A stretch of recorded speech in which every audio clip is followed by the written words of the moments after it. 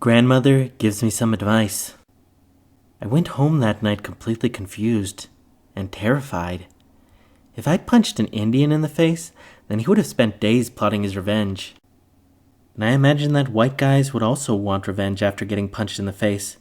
So I figured Roger was going to run me over with a farm tractor, or combine, or grain truck, or runaway pig. I wished Rowdy was still my friend. I could have sent him after Roger. It would have been like King Kong battling Godzilla. I realized how much of my self-worth, my sense of safety, was based on Rowdy's fists. But Rowdy hated me, and Roger hated me. I was good at being hated by guys who could kick my ass. It's not a talent you really want to have. My mother and father weren't home, so I turned to my grandmother for advice. "Grandma," I said, "I punched this big guy in the face, and he just walked away, and now I'm afraid he's going to kill me." "Why did you punch him?" she asked. "He was bullying me." "You should have just walked away." "He called me Chief and Squaw Boy." "Then you should have kicked him in the balls." She pretended to kick a big guy in the crotch, and we both laughed. "Did he hit you?" she asked. "No, not at all," I said. "Not even after you hit him?" "Nope." "And he's a big guy?" "Gigantic. I bet he could take Rowdy down." "Wow," she said. "It's strange, isn't it?" I asked. "What does it mean?" Grandma thought hard for a while. "I think it means he respects you," she said. "Respect? No way!" "Yes way. You see, you men and boys are like a pack of wild dogs. This giant boy is the alpha male of the school, and you're the new dog, so he pushed you around a bit to see how tough you are." "But I'm not tough at all," I said. "Yeah, but you punched the alpha dog in the face," she said. "They're going to respect you now." "I love you, Grandma," I said, "but you're crazy." I couldn't sleep that night because I kept thinking about my impending doom. I knew Roger would be waiting for me in the morning at school. I knew he'd punch me in the head and shoulder area about 200 times. I knew I'd soon be in a hospital drinking soup through a straw. So, exhausted and terrified, I went to school. My day began as it usually did. I got out of bed at dark 30 and rummaged around the kitchen for anything to eat. All I could find was a package of orange fruit drink mix, so I made a gallon of that and drank it all down. Then I went into the bedroom and asked Mom and Dad if they were driving me to school.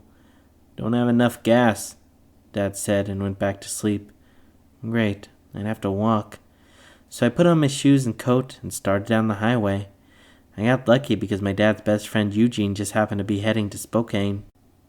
Eugene was a good guy and like an uncle to me, but he was drunk all the time.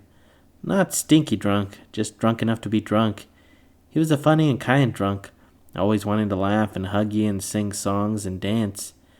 Funny how the saddest guys can be happy drunks. "Hey, Junior," he said, "hop on my pony, man." So I hopped onto the back of Eugene's bike, and off we went, barely in control. I just closed my eyes and held on. And pretty soon, Eugene got me to school. We pulled up in front, and a lot of my classmates just stared. I mean, Eugene had braids down to his butt, for one, and neither of us wore helmets, for the other. I suppose we looked dangerous. "Man," he said, "there's a lot of white people here." "Yeah." "You doing all right with them?" "I don't know. I guess. It's pretty cool, you doing this," he said. "You think?" "Yeah, man, I could never do it. I'm a wuss." Wow, I felt proud. "Thanks for the ride," I said.